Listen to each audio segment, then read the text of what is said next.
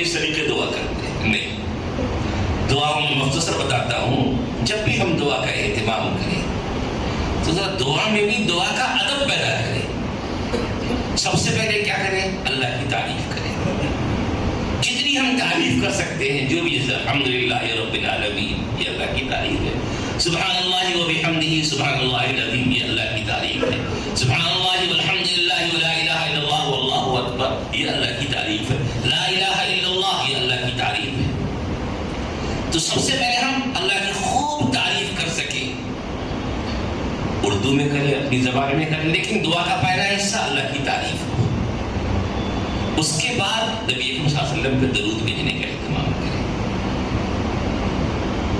اور پھر اپنی ضرورتوں کو اللہ کے سامنے جامع طریقے پہ پیش کریں. پیش کرنے کے وقت ہمارے اندر جلد بازی نہ ہو، کیونکہ روایت میں آتا ہے کہ اللہ بندے کی بات اس وقت تک قبول کرتے رہتے ہیں جب تک وہ جلد بازی نہیں مچاتا. اطمینان سے مانگے، اور مانگنے کے انداز میں عاجزی ہو.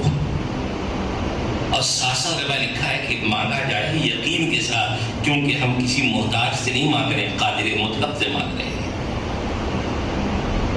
یقین کے ساتھ گویا کہ ہم مانگ رہے ہیں، ہمارا رب ہمیں عطا کر رہا ہے. ہم مانگ رہے ہیں، ہمارا رب ہمیں عطا کر رہا ہے. ایک حدیث قدسی ہے، انا عند ظن عبد بی، میں اپنے بندے کے گمان کے ساتھ ہوں.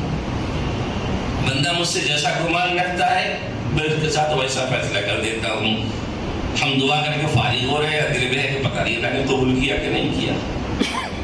نہیں بھائی، اللہ خود کہتا ہے وَإِذَا سَأَلَكَ عِبَادِي عَنِّي فَإِنِّي قَرِيبٌ أُجِيبُ دَعْوَةَ الدَّاعِ إِذَا دَعَانِي، کہ میں قریب ہوں.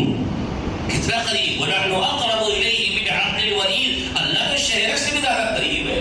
فرمایا اجیب دعوت الداعی، دعا کرنے والے کی آہ و فریاد کو میں قبول کرتا ہوں جب وہ مجھے سامنے آہ و فریاد کرتا ہے. جب اللہ خود کر رہا ہے تو ہمیں اس یقین کو دل میں بٹھانے میں کیا رکاوٹ ہے؟ اس لیے یقین کے ساتھ اللہ سے مانگیے.